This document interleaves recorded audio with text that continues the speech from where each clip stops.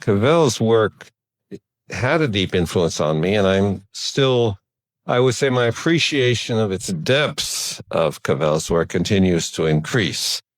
I mean, even at a surface level, I take one of the main suggestions of Cavell, and one which there's no reason for traditional epistemologists not to take account of, although with the exception of Stroud and Thompson, most of them don't take account of it, and even Stroud and Thompson don't focus on it, is the suggestion that part of the answer to the skeptic has to be that the question, do you know that P, or is your belief that P justified, always makes sense? It seems to me, even in someone who expresses great admiration for Cavell, I mean John McDowell, the assumption that every belief that I have must have a justification is simply unquestioned.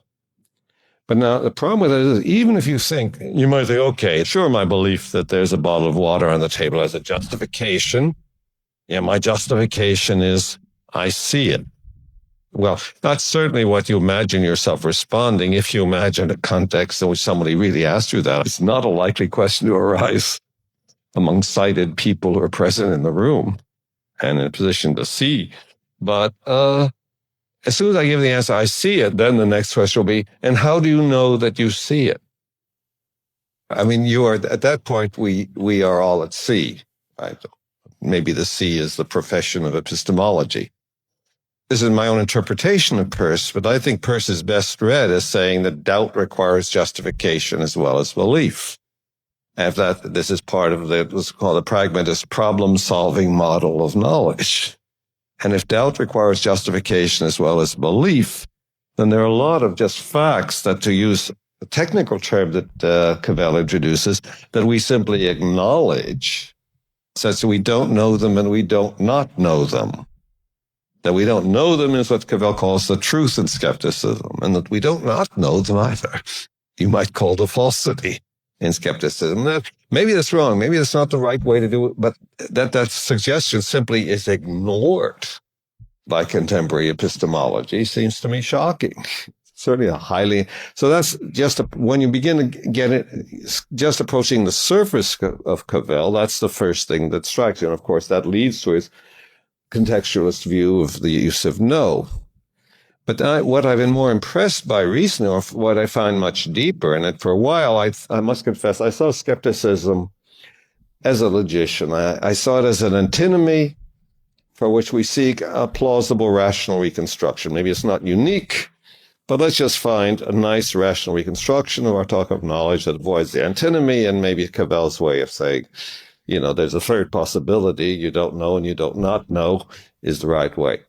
But I now see that he's doing something much deeper, that the remark that while skepticism about material objects is not a real problem for us, skepticism about other minds is something we feel of all the time, has sunk in deeper and deeper. And I now see that interesting. When I really understood what he's saying, when he says Othello is a play about skepticism about other minds, that is really quite shaking. And in a way, that connects with Cavell's recent interest in Levinas.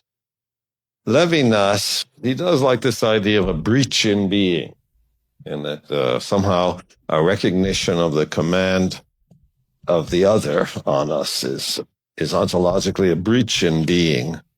Well, I don't like that language, but nevertheless, I see Levinas as reminding us in consistently through its entire life that it's not an allegiance to a principle that drives the ethical life, or not simply one of the interests, as I put it, in the set of interests that I see as motivating the ethical life, maybe the desire, allegiance to principles, but that the response to the suffering other, when the suffering other is right in front of you, it's not just a response to the principle, help suffering others.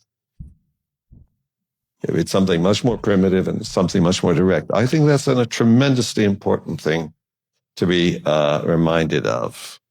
There is an American philosopher who turned into a very fine novelist and therefore didn't publish very little philosophy, who made the same point in one paper. That's the novelist William Gass, who is in the philosophy department at Washington University in St. Louis, who published a little paper called The Case of the Obliging Stranger, which is in his collected essays, which I think makes that Levinasian point without Levinas in a very powerful way. Yes, I mean, in a sense, learning to live not with the philosophical problem of skepticism about tables and chairs, but with the real problem about skepticism about our knowledge of other minds. It's because that skepticism is not totally a mistake, that it's so agonizing, and not to shut our eye. And I think Cavell sees a reason to become interested in Levinas because he sees Levinas as someone trying to live in a grown-up way with our real skepticism about other minds and the tragedies to which it can lead.